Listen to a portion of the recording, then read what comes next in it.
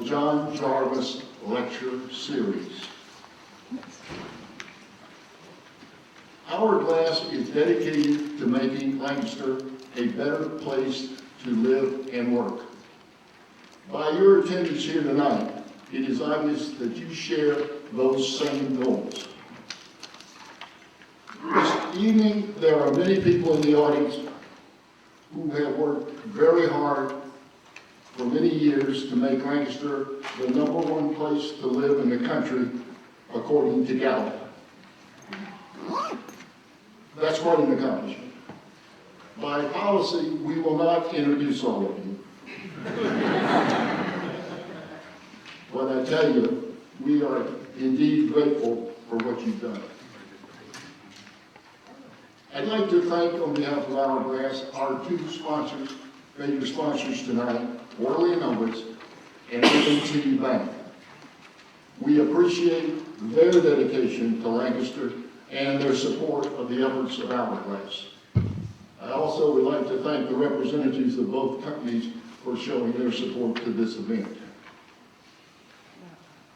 We are indeed fortunate tonight to have Chris Leinberger again returning to present a major forum in Lancaster.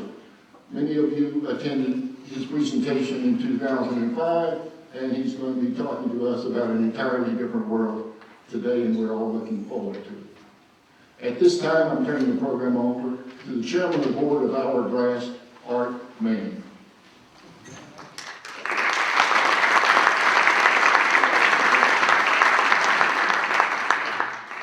Welcome, everybody. Our featured speaker, as he said, is Chris Leinberger, who spoke here 7 years ago. And Chris subsequently worked with Mayor Gray, weaving his insights into the creation of Mayor Gray's strategic plan for the city that he dutifully carries in his pocket, which he will show you if you ask him. The plan has been the framework for the past efforts in the areas of business development, the arts, neighborhood, quality of life, public safety, and green infrastructure. But look, things are different now. After 2 wars and long recession, attitudes have changed in how people want to live and work. And that's actually good news for small cities across the country, because people, young and old, are rediscovering the many advantages of city living: great restaurants, cultural events, entertainment, unique shopping, affordable housing, and there's actually life without a car. And in our Hourglass survey done years ago, there was over 80% agreement that the vitality of Lancaster County was contingent on the vitality of Lancaster City. And that is why we at the Hourglass Foundation believe that Lancaster City's future development is of critical importance, and we also believe that any action is preceded by thought and ideas.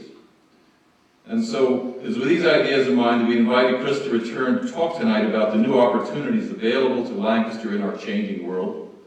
And more specifically, that's what's working in other cities, and how we should be positioning Lancaster for growth in the years ahead.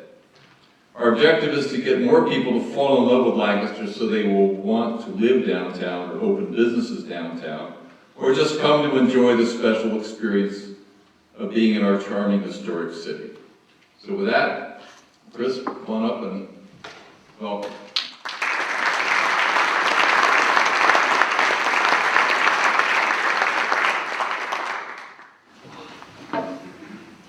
So I've known you, of course, for many, many years. My brother Gary and sister-in-law live here, and I walked from their house over here just a few minutes ago. And then, of course, as we mentioned, that I was working on the downtown strategy with Mayor Gray and working with Randy Patterson and Ron Bailey and a lot of other very talented folks that you have here. And by the way, your mayor is one of the most charismatic and get it done yesterday mayors in the country. I know that.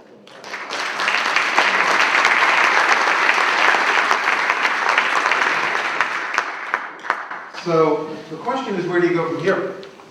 And you've got a lot of wind at your back, that you've done a lot of right things, but there's a lot more to do, that cities were not built in a day, and they never And there is no goal line, there is no there. It's going to be a continuous upward spiral of value creation and quality of life improvements to really make it in the in the post-industrial knowledge-based economy.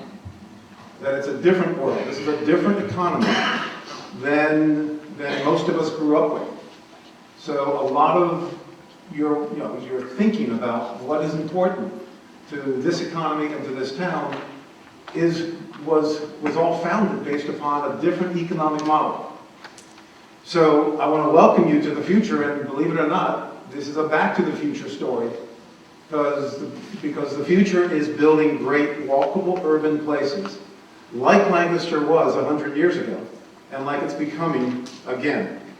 Because the future of this economy is going to be built upon walkable urban places, both in Center City, but there's other opportunities that you've got now as well, now that Center City is beginning to move in the right direction. There's other opportunities that you should be taking advantage of. And, but it starts, though, with transportation. Now, there's 15 different infrastructure categories, but the first among equals is transportation. All my transportation friends love me when I say that. But that's why there is a Department of Transportation at the state cabinet level, and there is not a Department of Sewers. Transportation is the most important infrastructure investment you're going to make. And if you only build one kind of transportation system like we've been building for the last 67 years, i.e. highways, you get one way of building the cities. And as shown here, you get what's referred to as drivable suburban. And by the way, this is not some recent thing. We've been building cities as throughout human history for 6,000 years. The transportation system that the Romans laid out drove everything else that came afterwards. And so it's the same principle. And in this country, we have been mandating that you can only build one kind of city, and that is drivable suburban for the last 60, 70 years. Now, it's in fact what we wanted in the late 20th century. And it was also a reflection of it is a reflection of that old economy. Something you may not know, but back in 1970, which was really the peak of the industrial era, that about 40-45% of all jobs, directly and indirectly, were related to the raw material going into the manufacturing of the sales, the servicing, the financing, the insuring, the fueling, and building the roads for the automobile. So it only made sense that that transportation system was driving this drivable suburban future. We wanted it. We legally mandated that you could only build drivable suburban places. Most of those laws are still in place. That's why it's so important that you're going through a rezoning process right now to make it legal to build walkable urban. Because we mandated it, and we massively subsidized it, and we continue to massively subsidize it. But that was then, this is now. That this economy's fundamentally changed. So the other way to build, the only other way that we have to build the built environment is walkable urban. So there's drivable suburban, and there's walkable urban. Walkable urban is at least 5-10 times more dense. It's got multiple transportation systems that it employs. Cars are still important, but it's just one of many ways to get around. There's bus transit, there's rail transit, very, very important. There's bicycling, equally important. But once you get to the place, it's walkable. And what that means is, from a physical point of view, since walking, for these 6,000 years we've been building cities, we walk about 1,500 to 3,000 feet. Go back to your high school geometry, pi r squared.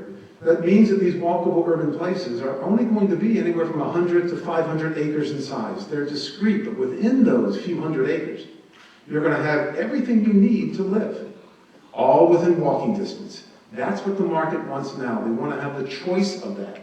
And if you don't give it to them in this knowledge-based economy, they're going someplace else. So you can either stick with the old and be stuck in the 20th century, or move into the 21st century and put in the transportation system that will drive the knowledge economy and put a great economic foundation under you.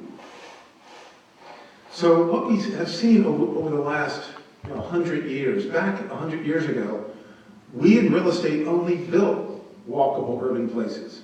Look around, Center City, Lancaster. I don't know what that was. Maybe somebody didn't agree with me. But then in the post-war era, that pendulum was pushed all the way over, and all we built was drivable suburban. And again, the market wanted it. It was great for the economy, and we, of course, the best way of learning about this and really understanding these two ways of building the built environment. And I teach now at George Washington University, and this just demonstrates the very high standard that GW sets. I make my students watch popular movies.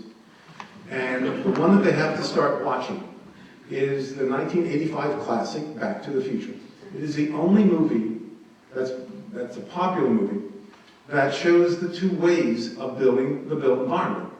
So in this first clip, you're going to see the 1955, which is really the 1920s, downtown Hill Valley.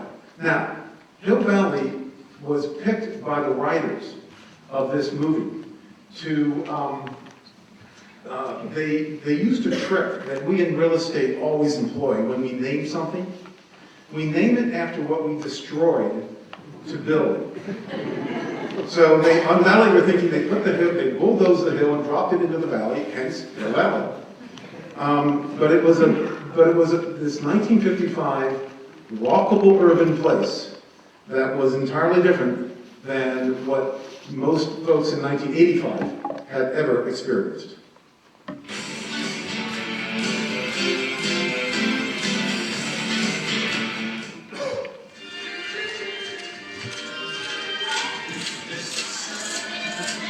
Pretty idyllic.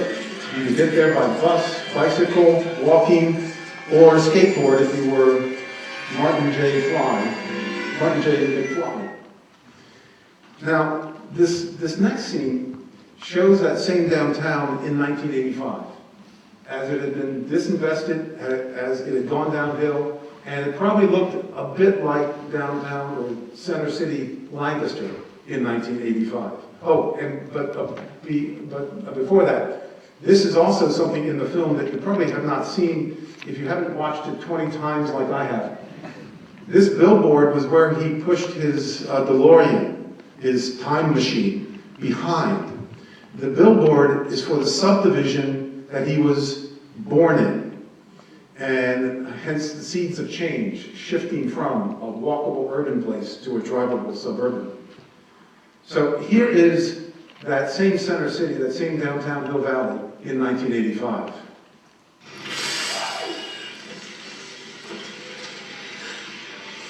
X-rated movie theaters, homeless on the street, and that beautiful plaza has been naturally turned into a parking lot. And following the scene, he drove out, well actually he had to run out, to the new town center in 1985, which I think you can guess what it is. It's not called Park City, but it's their regional mall. And you might notice that the real estate trick that I mentioned earlier was employed in the naming of this mall.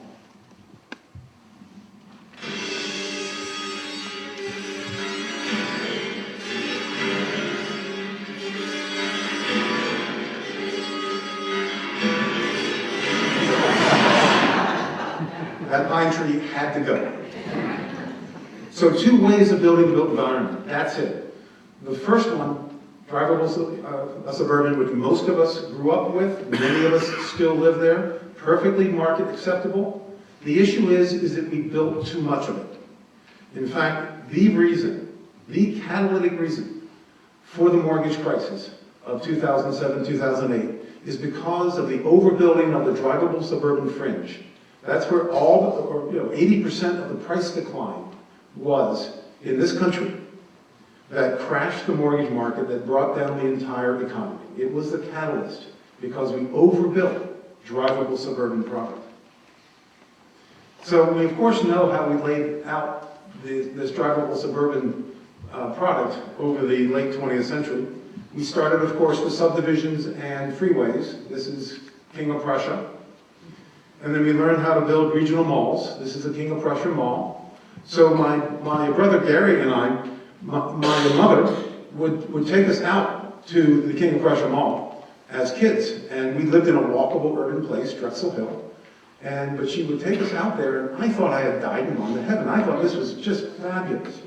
This was the market saying that we love this drivable suburbanism. We, of course, just got better at building freeways, and we just kept on pushing the boundary of our metropolitan area out and out. So much so that for every 1% population growth in this country, back in the late 20th century, we had 6 to 8% land consumption, otherwise known as sprawl. But then in the mid-90s, we began to see that the market shifted. As we shifted from the industrial age to the knowledge-based economy, we began to see that we didn't need as many cars and truck trips.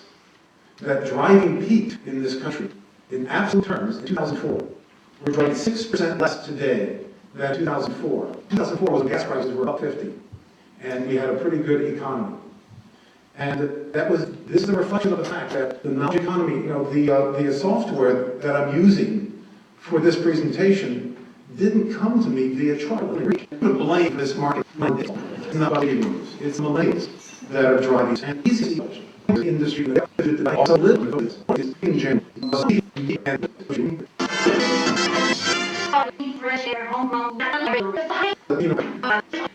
This is really gay market, just like Hillbilly, shut in, murder, and of course, sex, and it showed an entirely gay people, and this was, and again, these were places that truly were to be aspired to by millennials. But there's other reasons. One is baby boomers are still involved with this process. All my millennial friends and my kids tell me, damn it, get off the stage. You guys aren't driving this boat. But I also tell them, but all of our 401ks have tanked, so we're never leaving. But as the baby boomers become empty nesters, as they retire, they downsize, and many of them realize that they don't want to cut a 2-acre lawn anymore. And they want to live in a walkable urban place. And by the way, when you look at the polls, the most recent National Association of a Realtors poll, and this is particularly important for Lancaster, shows that the baby boomers, their number one place they want to move in retirement, number one, and this was not in the previous surveys that the National Association of Realtors do, but the number one place that they want to move is small towns. And that's a role that I urge you to play here in Lancaster. But so you have these two generations, both of which combined are 55% of the population of the country. It's the two largest generations ever in the country's history. And both of them are focused on walkable urban places. And what that ends up meaning from a demographic point of view, unlike how the baby boomers were raised back 40, 50 years ago, where 50% of all households had children living in them, and 50% were singles and couples. Today, it's only 25% of all households have children living in them. 75% are singles and couples. Singles and couples are the target market for walkable urban places. Though that does not mean that there isn't a baby boom going on in Lincoln Park in Chicago, or in Rittenhouse Square in Philadelphia, or in Georgetown, near where I live. And I know this because when I walk through Georgetown, I'm always forced to get off the sidewalk because these millennials also, they always have these Cadillac strollers that have two kids sitting in them, and they take up the entire sidewalk. But looking at the growth over the next 20 years, the marginal growth in households, only 14% of net new growth in households will have children living in them. As the baby boomers become empty nesters, and as the millennials postpone having children, have fewer children, don't even have children. Only 14% of total household growth is going to be households with children. 86% will be households that are singles and couples. The market's telling us something. The other thing is sheer boredom.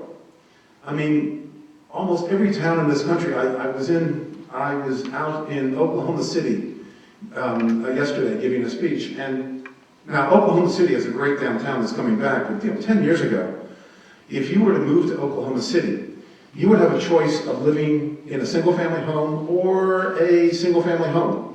Your choice. There was no choice. And Americans like choices. And we've got to provide the market what it wants. The other major factor here is, and this is something that Richard Florida has done the best work on, is that the creative class, those workers that are driving the knowledge economy, they are demanding in overwhelming numbers walkable urban places. So if you want the knowledge economy to come to your city, you must give them what they want. You have to give them a walkable urban place. But then finally, it's sheer economics. It's just the cost of maintaining a car. And we in real estate, we always thought that the car companies were our friends.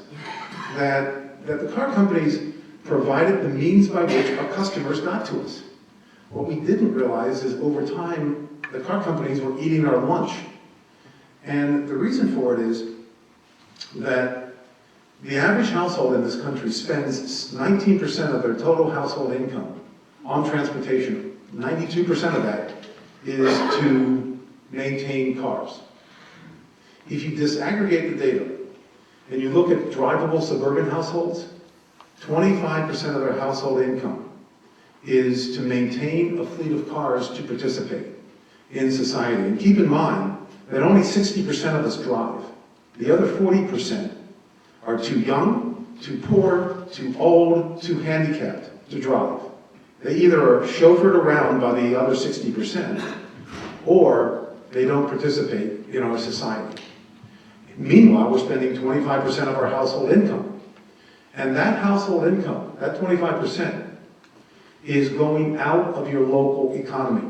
It's going to Detroit, it's going to Stuttgart, it's going to Saudi Arabia, and other friendly countries like Venezuela. Walkable urban households only spend 9% of their household income on transportation. And that 16% delta is almost $1 trillion per year in spending. That rather than leaving your economy, could be spent locally. And the biggest change in household spending and the biggest macroeconomic change of the next generation is going to be the reduction of household spending on transportation. And the young people have figured this out soonest. I mentioned earlier about the fact that there's been a 6% decline in absolute driving since 2004. We continue to grow about 1% per year in population. There's been an absolute drop in household, as far as driving.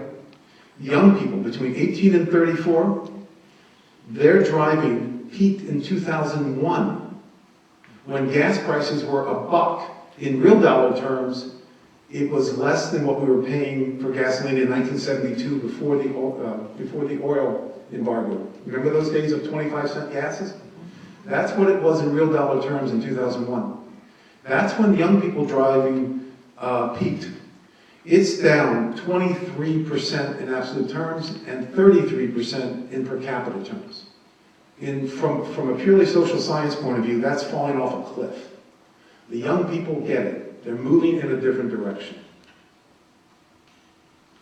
And so what we're seeing is a fundamental shift in where we put our values in real estate.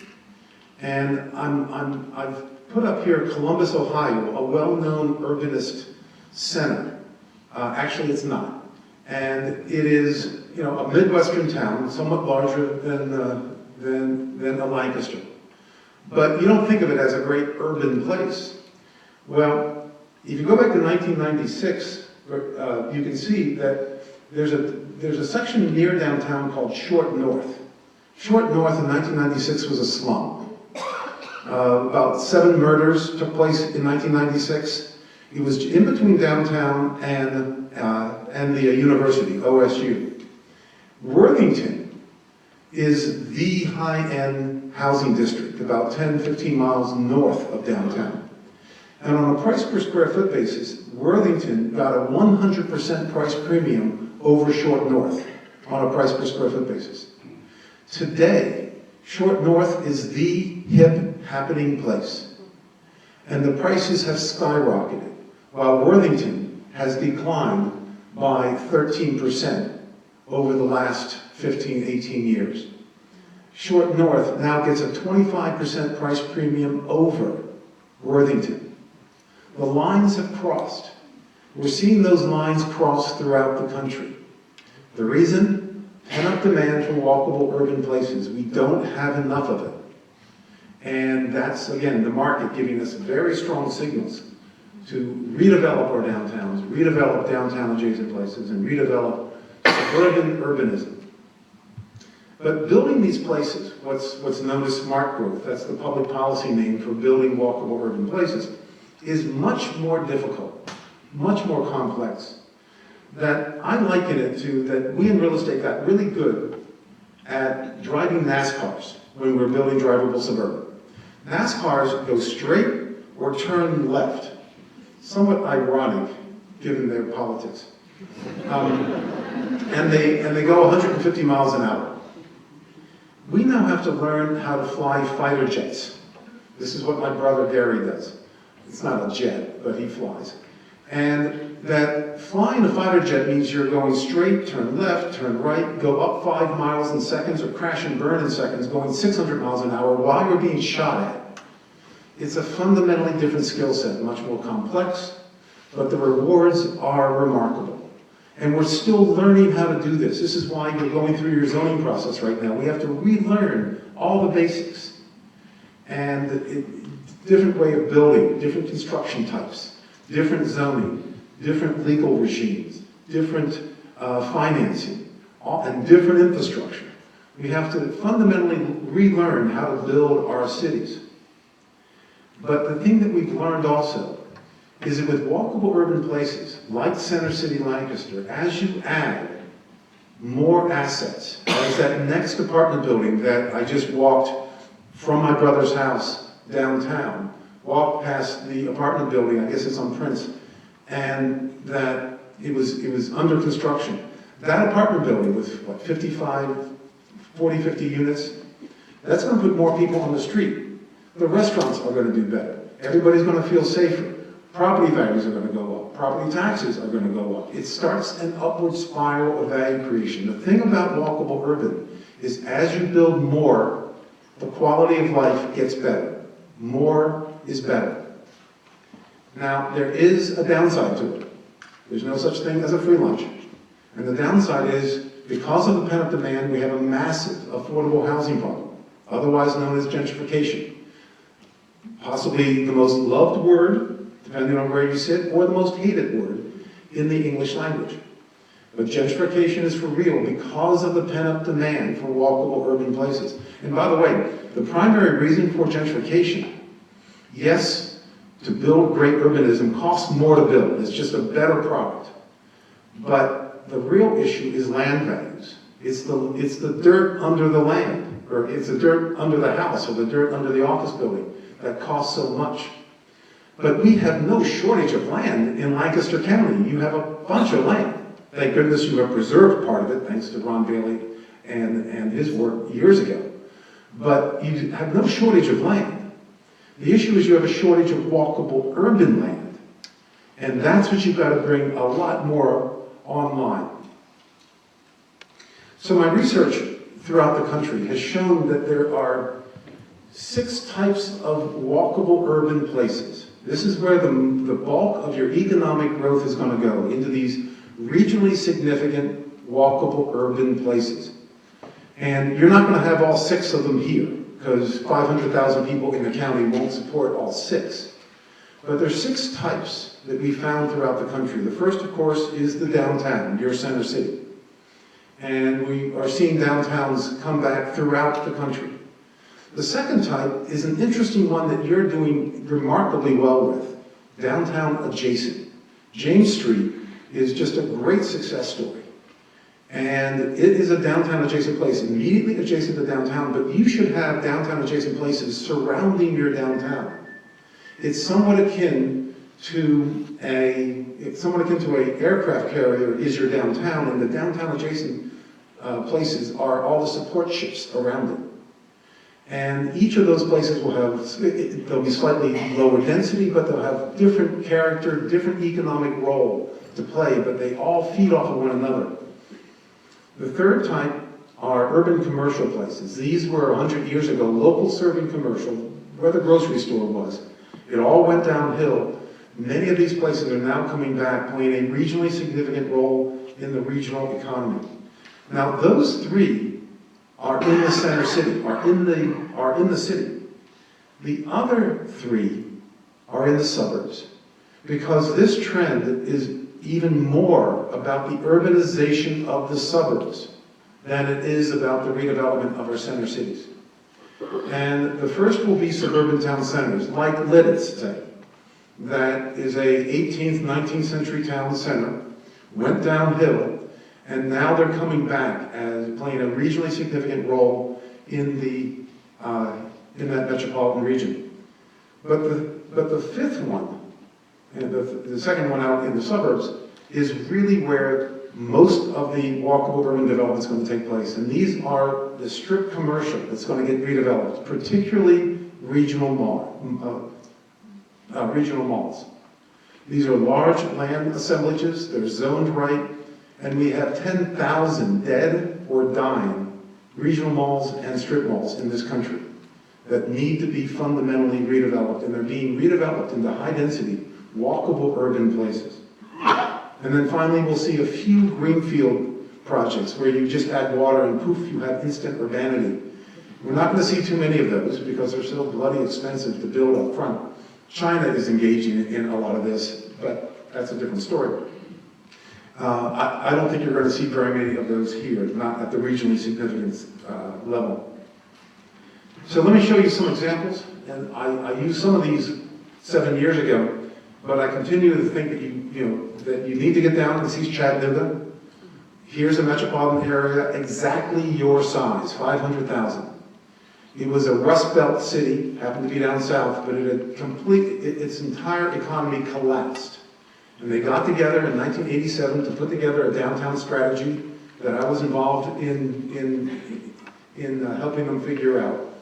And just by great civic leadership and just perseverance and really dedication to that place and the memory that the civic leadership had of downtown Chattanooga, they have brought this town back beautifully. And it's not just the downtown, it's also the downtown adjacent places. The downtown is the large oval, but north of the river, they have the North Shore. Northeast of downtown is their entire arts district. Just to the east is their University of Tennessee. And to the south is the old industrial section. That's all been redeveloped. It's a remarkable turnaround story of a Rust Belt town. And by the way, they just landed the biggest elephant as far as economic development of this past 10 years. Volkswagen has moved their North American plant there. And I was with the Volkswagen senior execs just a few weeks ago, talking to them about, so why did you move to Chattanooga? And the number one reason was that downtown Chattanooga reminded them of the German towns that they all grew up in, which have fabulous urbanism. But they would not be able to get their German executives to move to some miserable strip retail U.S. city. They moved to Chattanooga because of its downtown. Then there's, university towns, and of course you've got two universities here, at least two that I know of, F&M and of course Millersville. And places like Ann Arbor and Charlottesville and Boise and Boulder have built remarkable, really exciting downtowns. And the beauty of what, say, Ann Arbor has done, they've got a student downtown, just like F&M has built, and they've got a town downtown, about 6 blocks apart. In between are going all sorts of high-rises for residential. And many of them are the alums of the University of Michigan. University of Michigan, they have alums that are so loyal to that place, it's just remarkable. And they want to move back to, of all places, Ann Arbor, Michigan, with 6 months of winter. And they want to get close to the university. And this is great for the university, that they spend they spend 40 years making money, and they spend the last years of their life spending it in Ann Arbor, and guess what happens to the endowment of the University of Michigan? So it's just a great success story. Downtown Asheville is another Rust Belt town up in the mountains. Also took an arts orientation, just like you're taking. And they've become, along with Charleston, the Santa Fe of the Southeast. And speaking of Santa Fe, a town that I raised my kids in for 18 years, Santa Fe is this town of 80,000 people, much smaller than you are. And they get a mere 2 million visitors per year from Dallas, from Los Angeles, from Chicago, from New York. Why do they come there? Well, the arts, and it's beautiful, at 7,000 feet. But they really come there for the walkable urbanness. Within a half mile of the plaza is 200 restaurants, 200 art galleries, thousands and thousands of condos and townhouses, all within walking distance. That's why Santa Fe succeeds. And then here's a great example of a strip commercial that's been fundamentally redeveloped. And it's in Arlington, Virginia. Arlington, Virginia is the suburban place that is leading the country. If you want to understand suburban urbanism, you must know Arlington. They have 8 walkable urban places. This is a mid-1980s shot of their closed Sears store. The Sears store is on the left. The garden shop is on the right. And where the picture is taken was where they put on tires. And it was abandoned, moved out, further out to the freeway, and it was just a cancer in the middle of Arlington. This is a shot today from that same exact spot. That's the Apple Store, Whole Foods, Pottery Barn, and $500 per square foot condos on top. And 2 blocks north and south of this location are the most expensive single-family houses in Arlington. And the reason for that is that you can live in great suburbia and walk to a choice of 50 restaurants or to the metro station to take you to work. You have the best of both worlds. One of the things that we're seeing throughout the country is that people are beginning to understand that suburban neighborhoods that surround great urbanism really benefit each other. And we're seeing many of these neighborhood groups that would usually, that would in the past fight this kind of development, the NIMBY opposition, not in my backyard opposition, they're becoming YIMBYs. Yes, in my backyard. Yes, please give me 50 restaurants that I can walk from my great suburban house. But the other thing that it's done, these 8 walkable urban places in Arlington is 10% of their total land mass. 20 years ago, it represented 20% of their tax base in the county and falling because Sears moved out. Tax base was eroding. Today, that 10% is 55% of their tax base. And therefore, it funds one of the best school systems in the country. And Arlington is one of the most diverse suburban communities in the country. This is not a lily-white community. And they have fundamentally changed their tax base because of the walkable urbanness of the place. The other thing which is great about Arlington, the main drag is Wilson Boulevard. Wilson Boulevard has been how people from the outer suburbs would get into the District of Columbia for many, many decades. Well, the traffic counts on Wilson Boulevard in 1980 were X, whatever they were. Today, they are 10% lower. Because everybody's walking to work, taking bikes to work, taking metro. And the traffic counts, in spite of the fact that they have quadrupled the square footage in this 10% of their land there in the county, the traffic counts are down 10%. So if somebody tells you that high density creates more traffic, it's absolutely wrong. So the key thing here, though, of what to do, let me lay out a few things And again, you're doing much of this already, but it's now time to redouble. But to make walkable urban places great, they don't just happen spontaneously. They've got to be planned, they've got to be managed. And the public sector certainly has a key role. The public sector lays out the rules, they put in place the zoning, they put in place the infrastructure. And again, you've got a great leader with Rick and with his staff to understand this and make this the #1 priority of his administration. The private sector obviously is putting up the bulk of the money. For every $1 of public sector money into a downtown turnaround, there's $10 to $15 of private sector money. That's why I refer to these as private-public partnerships, not the way that term is usually. Normally people talk about public-private partnerships. It's a private-public partnership. I believe in both definitions of the golden rule. The second definition being he with the gold rules. And so if somebody's going to put up $15 for every $1, you better give the private sector the leadership. And where that leadership takes place is with place management. Place management is a brand new industry. I've gotten many of my students into place management organizations. They many times take the form of business improvement districts where the private sector voluntarily taxes themselves to finance this management organization. And it is essential to, on a 24/7 basis, have a whole team of folks focused on place management. The James Street Improvement District is one of the best in the country. And of course, what F&M and what the hospital did in setting that up was just brilliant. And you're doing the same thing here in downtown. So what these place management organizations do, they're really a missing level of governance in our society. You know, the founding fathers who were here for one day, as you know, that they had a great vision for this country, but they missed, when they had 6 million people in the country, they missed the country of 310 million like we are today. Maybe it's probably 320 at this point. And that they put in place the federal government, the state government, and local governments. But they missed the need for place management. It's a missing level of governance in our society. I didn't say government, I said governance.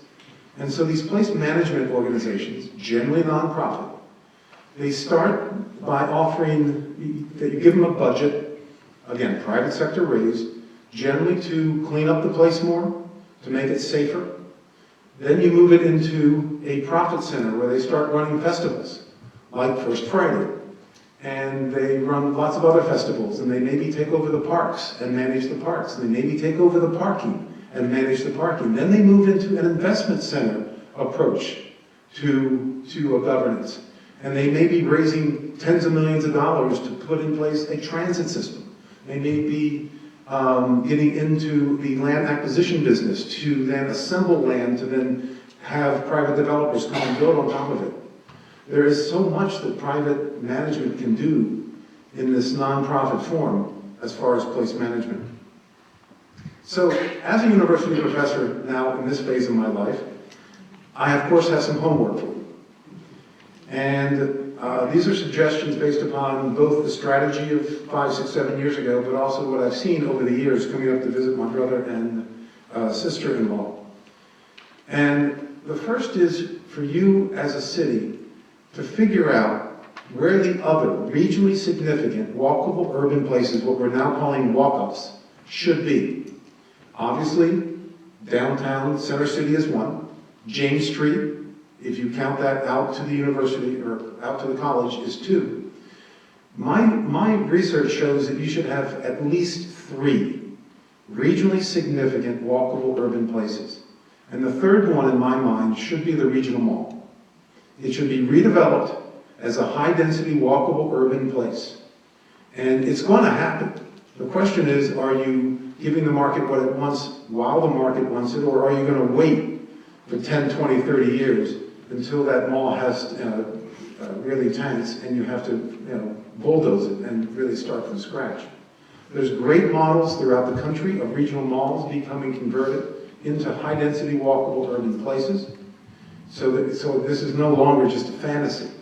There's a great project called Belmar in southwest Denver that they bulldozed everything but one anchor store and put in place a grid of streets and high-density mixed-use projects.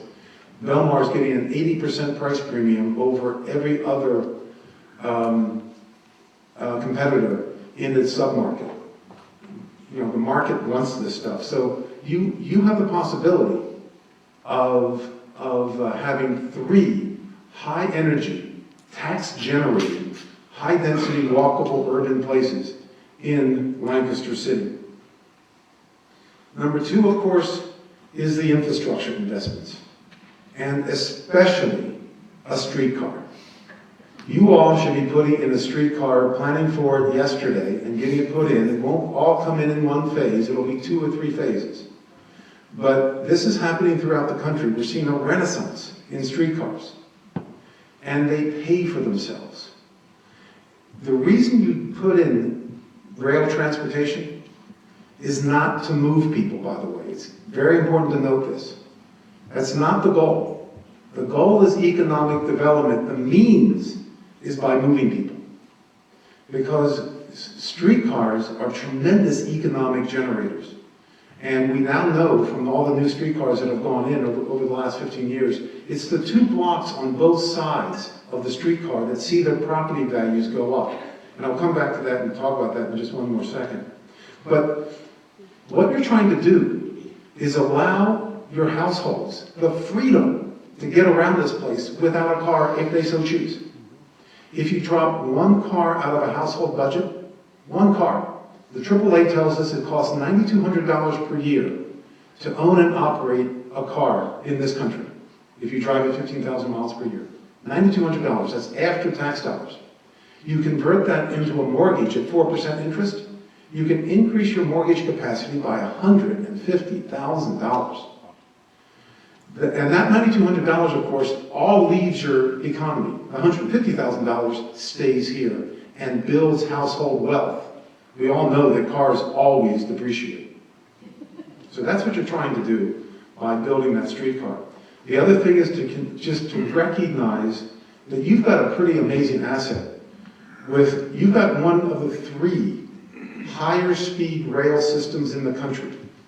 The Keystone, with 14 trains per day, links you to New York and Philadelphia at the same speeds as the Acela from 30th Street up to New York City.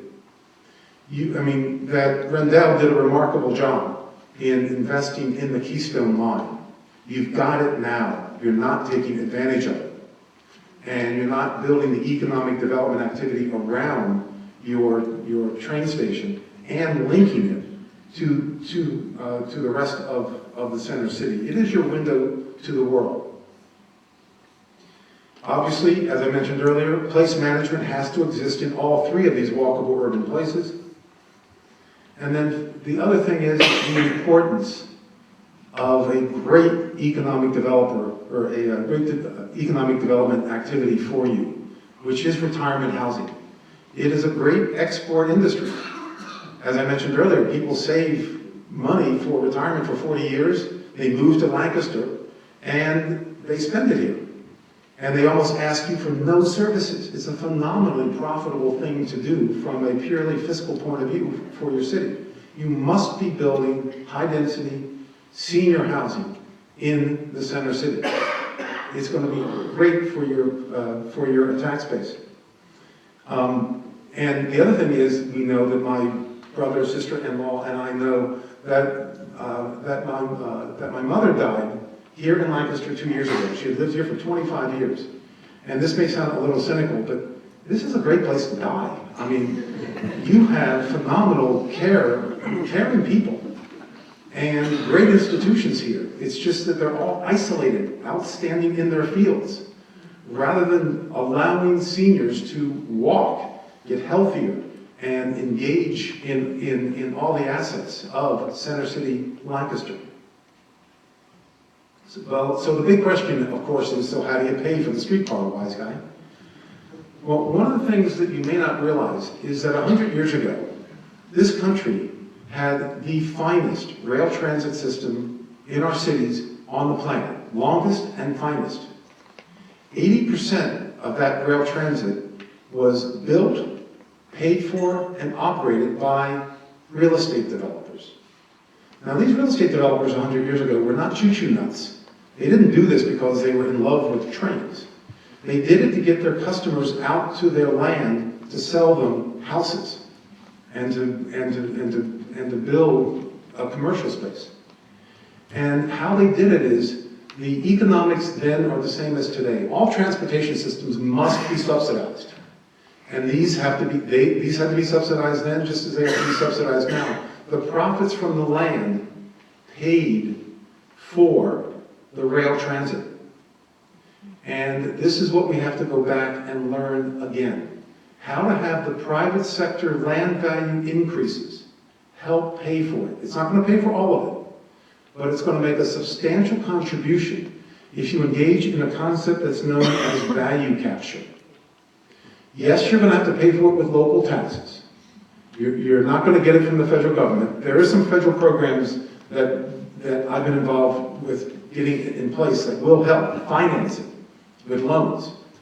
But the bulk of it's going to be paid for by a combination of local taxes, you're going to tax yourself, but also this value capture concept. That in essence, we're seeing such incredible land value increases because of streetcars going in, that if you just capture 20, 30% of the private sector increase in land values, you can pay for the entire thing. So, and there are mechanisms to do this. And there's now federal financing that can put the loans in place to allow you to build it. So you now have the tools to do it. It's now time to put in the streetcar. Up and down Prince, connecting Center City up to the train station. It would be a probable phase 1, and then out to the college, and then out to the mall. It would probably be phase 2 and phase 3. You can do it, and a lot of other people are doing it. And by the way, you have to ask yourself, how could people build these streetcars, all that streetcar, 100 years ago? You may not remember, or you may not know, but we are 3 times wealthier on a real dollar per capita basis than our great-grandfathers were 100 years ago, and they could afford to put it in. So there is no justification at all that you say, oh, we can't afford it. That's garbage. South America, Europe, China, they're all putting in. Streetcars, light rails, subways. We can afford it, and there are now mechanisms by which we can take advantage of it. So, walkable urban 15 years ago was considered a niche market, something for deeply demented folks. People like Rick Gray, who's lived in that same townhouse for 40 years. But we now know it's not a minority, that walkable urbanism is the market. And if you don't give the market what it wants, it's going someplace else. Thank you very much.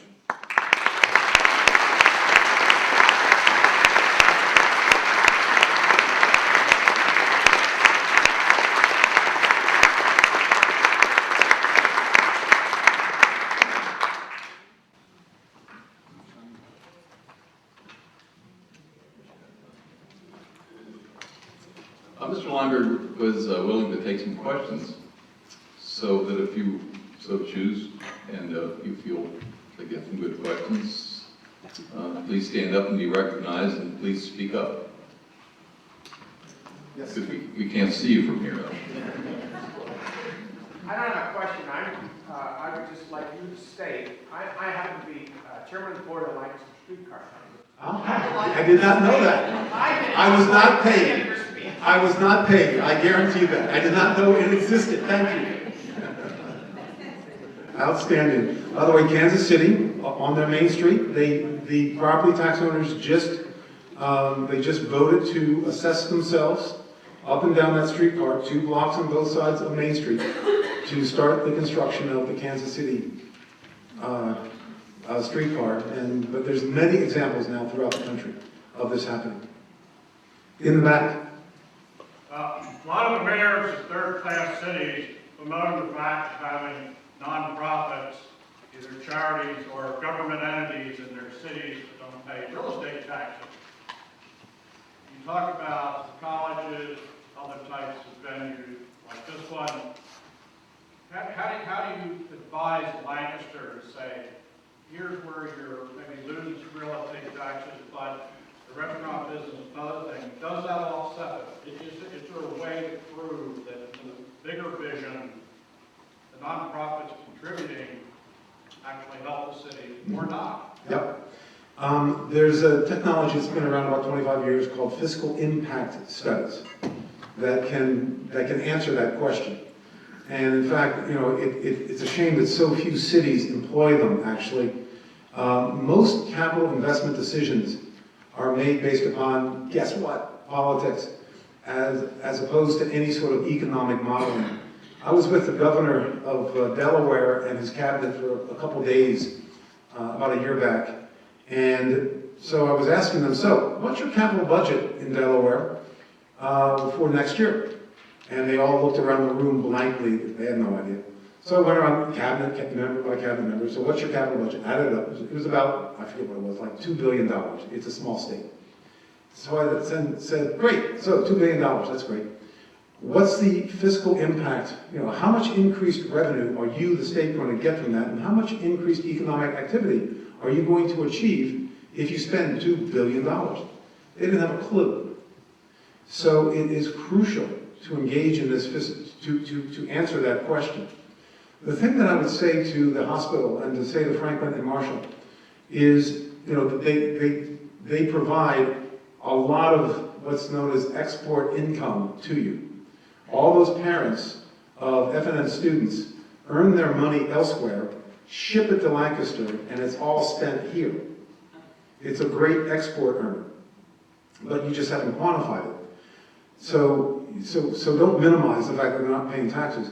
What you can urge them to do is exactly what FNN has done under John Fry. I mean, John was just a remarkable, he's one of the best university presidents in my mind in the country. By the way, to my knowledge, the only university president, now that he's down with Drexel, who does not have a PhD, because he's basically a real estate developer. And that if you can encourage the current president and the current head of the hospital to continue to engage in real estate development that is for the faculty, staff, students, for the docs, for the nurses, for the staff at the hospital, that will be something that will be a tremendous benefit to you. Rather than having them build more parking decks so they can drive in. I mean, Lancaster General has an ungodly amount of parking. And they should be double and triple using that stuff rather than having it empty at night. And that could be employed by the docs who walk to work and park their one car in their household in that parking garage, and you will not have to build any more parking spaces. So they can have a tremendous anchor impact on you, but it's important to do the research, to engage in fiscal impact studies, to understand just what impact they have on you and see how you can increase that impact. Yes? Sir, you have outlined the three elements necessary for us as a community. Could you dwell for a few moments on the third, which is the urban mall? For instance, how big should it be? Well, how many acres should we permit? I think that's the glaring thing of what we should be doing. When you say the urbanization of the mall? Yeah. Yes. The research shows that the average regionally significant walkable urban place, walk-up, is 408 acres. Now this is new research and it will continue to refine as we learn more about how these animals work. So a typical regional mall, and I don't know what Park City's total size of their parking lot plus the mall is, but it's, typical regional malls anywhere from 80 to 120 acres. So the redevelopment of the entire thing is what I'm talking about, not just some corner of it. And it'll be imposing a grid street of a pattern of grid streets onto the parking lots. The biggest challenge will be that the anchor stores all have long-term leases that include control over the parking right in front of their stores. And the way we've gotten around it in other towns is because the mall went bankrupt and everybody left, and so you can then bulldoze it. That's not a good way to do it. You would rather, before it collapses, you would like to redevelop it. But there are ways to do it in phases so that you still keep the existing regional mall and build in phases high density. One way is, of course, is to, in essence, create a street in front of the mall, build parking decks that'll free up land. In front of the parking decks, you put in place what are known as liner buildings, and I built these as a developer. I built a 600-car parking deck, put it back from the sidewalk by 45 foot, and built a 6-story, 45-foot deep building that had retail on the ground floor and condos on the top. It's a concept known as burying the box. So the big box of parking gets buried behind human scale, walkable urban stuff. And so the regional mall can still function as it does today without bulldozing it, and you add more complexity to it by, again, first decking parking. And the other thing that we know, parking is such a critical thing. Parking is part of the transportation system. Walkable urban place, that mall is probably parked using, and this won't mean much to you, but how we count this stuff is it's parking spaces per 1,000 square feet of building.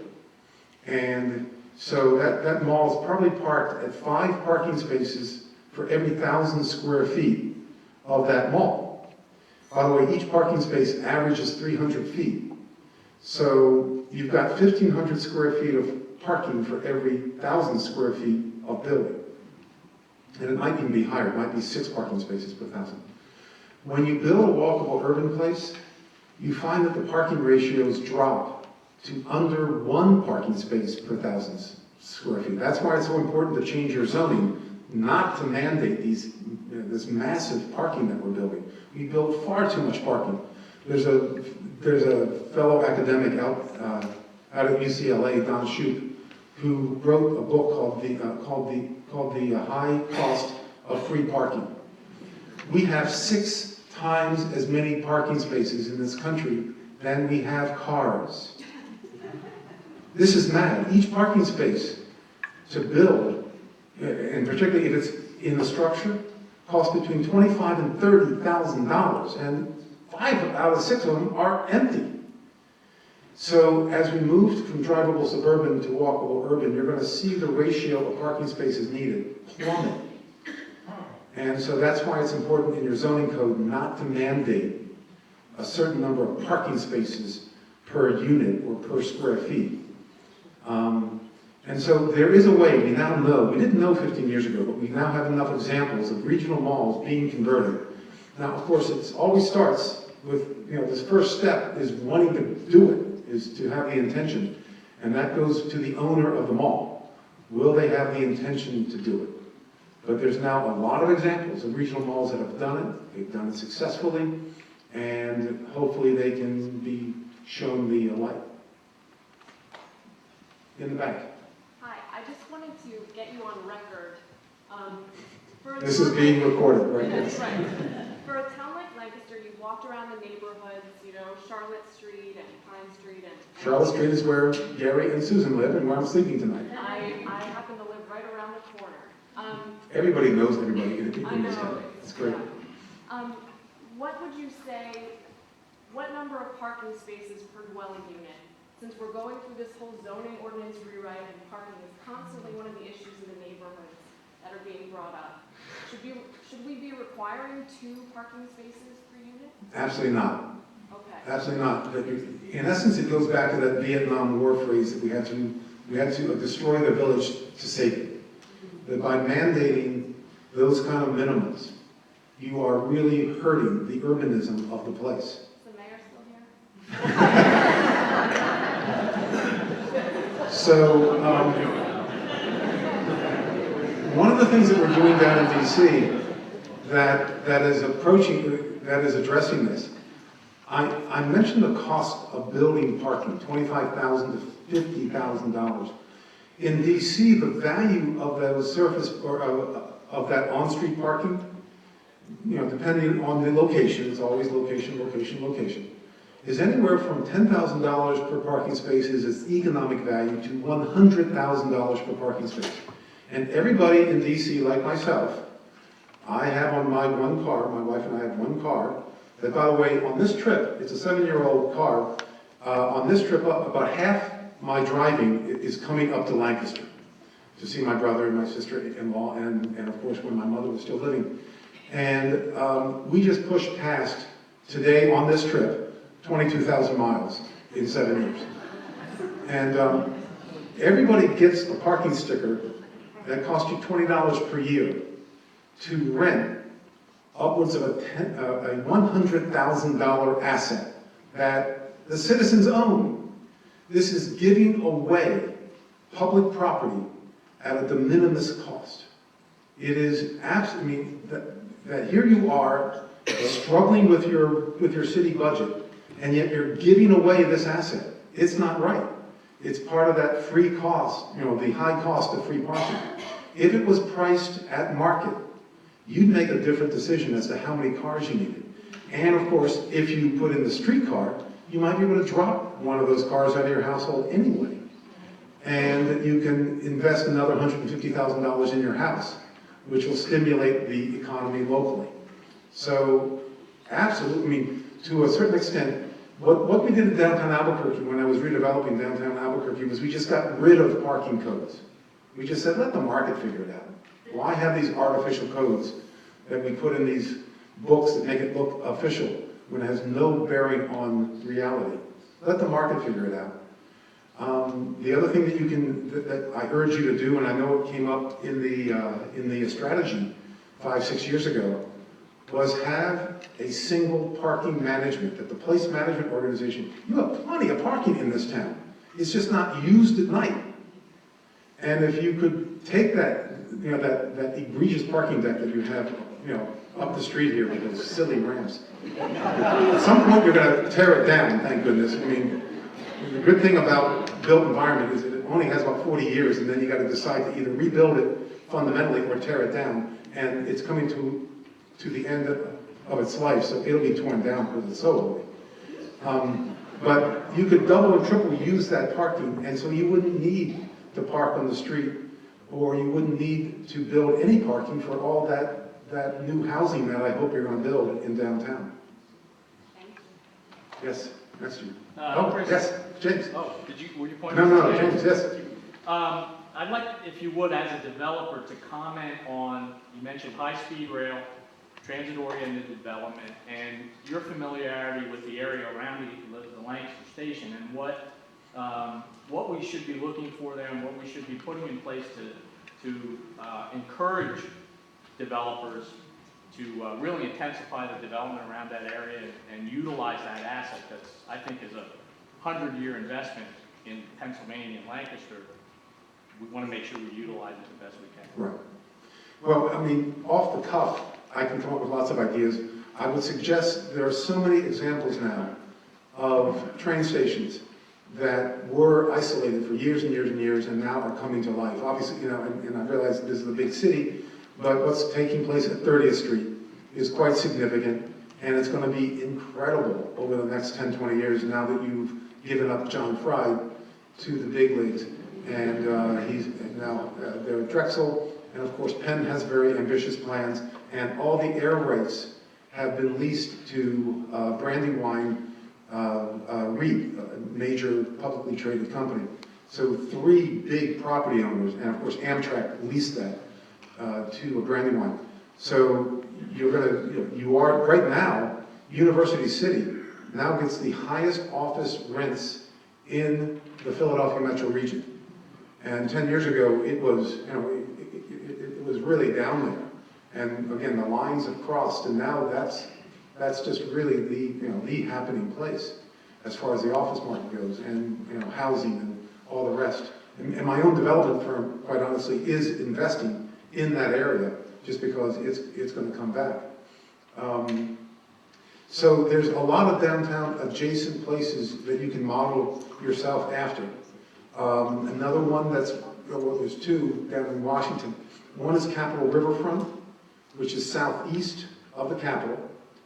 10 years ago, when a public housing project dominated and a bunch of, dicey nightclubs and strip bars were down there, there were 19 murders in 2000.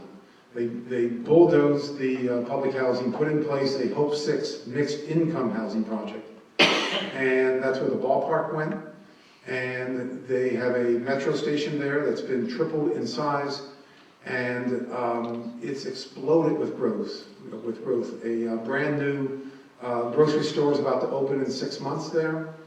All sorts of condos, office space. And again, 10 years ago, it was a place you wouldn't be caught dead in. Then again, you probably would have been. Noma, north of Union Station, is a place that was burned out in the 1960s riots. And when you come into DC, New York Avenue, it's the worst entry into a national capital in the world 10 years ago. It is now halfway built out. There are 6 cranes in the sky right now. It is built out. It is done in 6 years. It's a grocery store, all sorts of restaurants.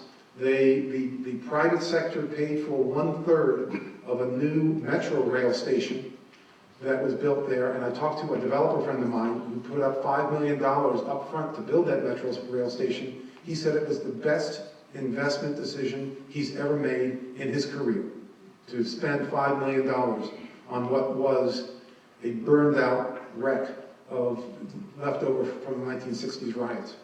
So there's a lot of examples now throughout the country.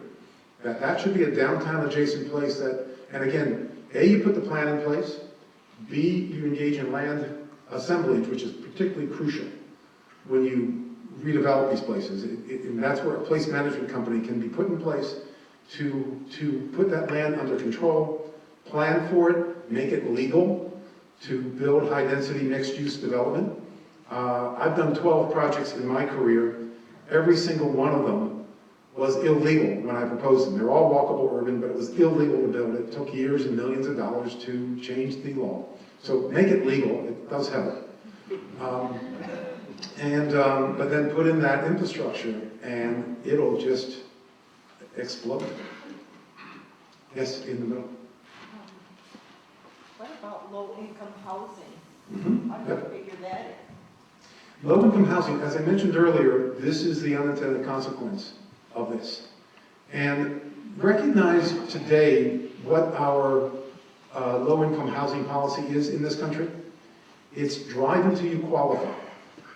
That if you just drive another 10, 15 miles, you'll find something that you can afford. Of course, now you're driving 2 hours a day. You have to invest in this fleet of cars, so you have no chance of building any household net worth, and you never see your kids.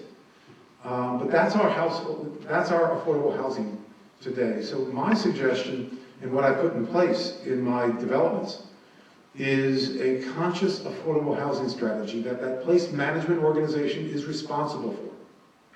They're not only responsible for making it a great, hip, cool place. That's really exciting.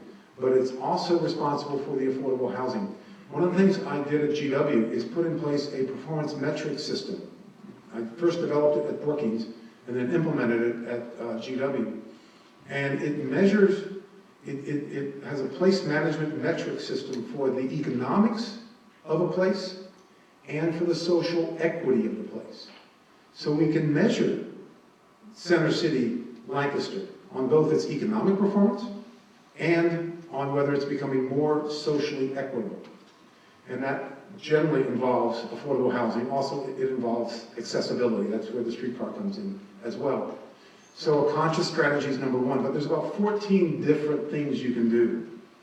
The most important, of course, is just build more stuff. Because as I mentioned earlier, it's the land prices that are that's really driving gentrification. And we have no shortage of land, we have a shortage of walkable urban land. So that's the most important. It's going to take 20, 30 years to meet the pent-up demand. The other things that you can do is, and I don't know if in this town this is legal or not, but making legal auxiliary units, otherwise known as granny flats. That in most towns, it is illegal to renovate your basement and rent it to your local school teachers and policemen and firemen. That's literally illegal, and your new zoning should absolutely encourage that.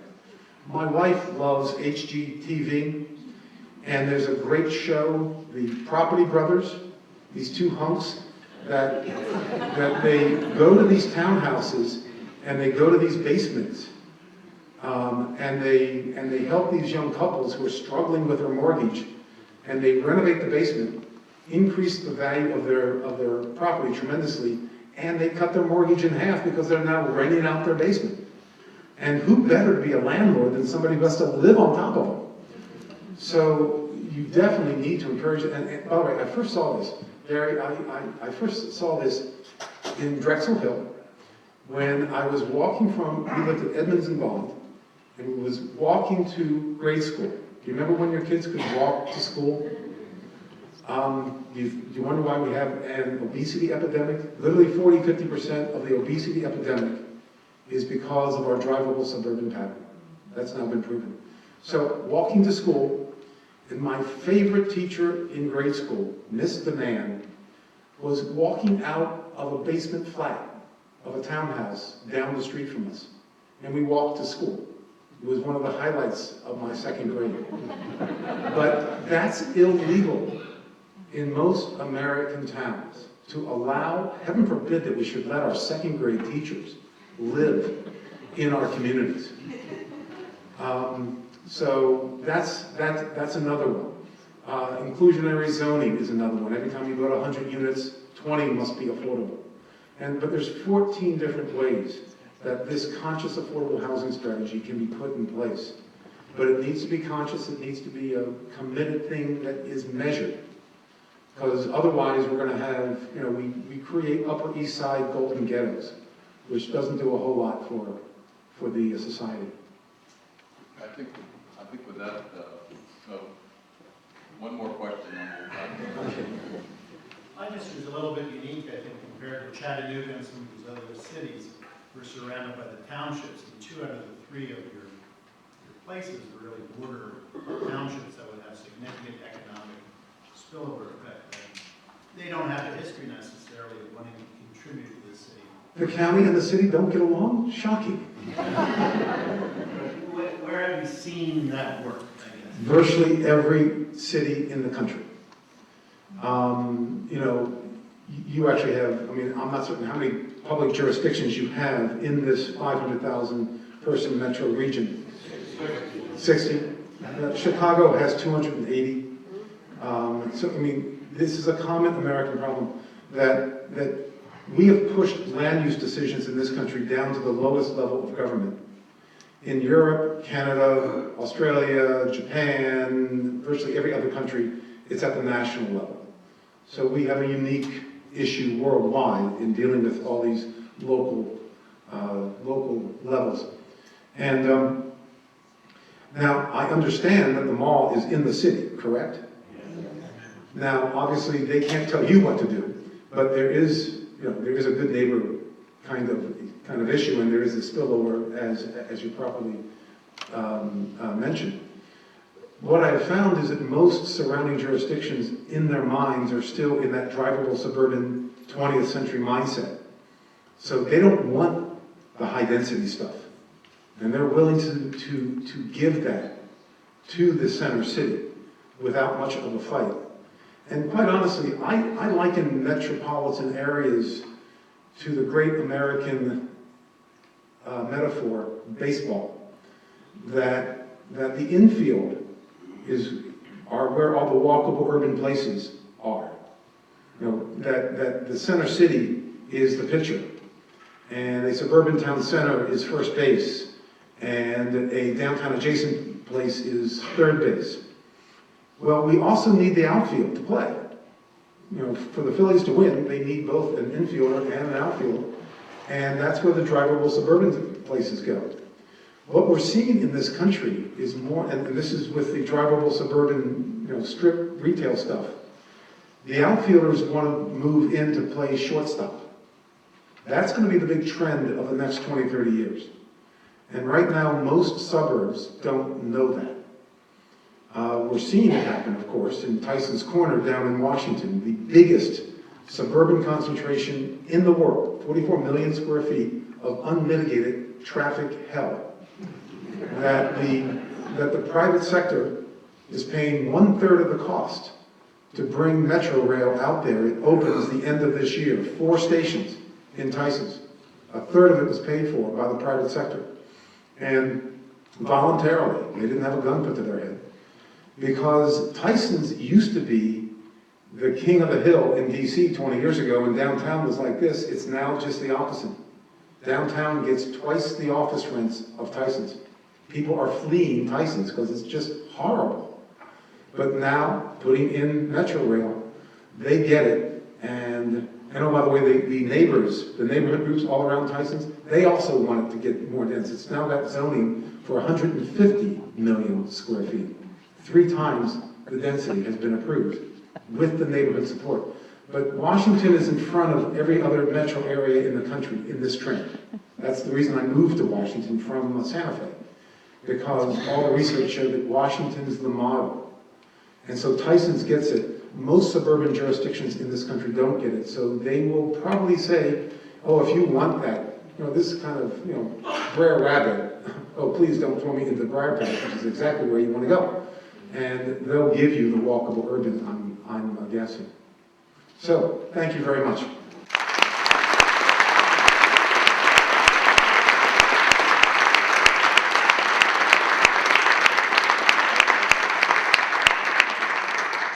Thank you, Chris, for that great presentation, and I hope we of the Hourglass have helped you get a lot of ideas, which is what our purpose is here tonight, that you have more ideas than you can really cope with. And remember, there will be no test, but we hope that you take these home with you and can clarify what we all dream about, what Lancaster can be, and over the next decade, 20, 30 years, we can make it happen. So, thanks very much. I will make a PDF of presentation and leave it with you, so that you can get it out.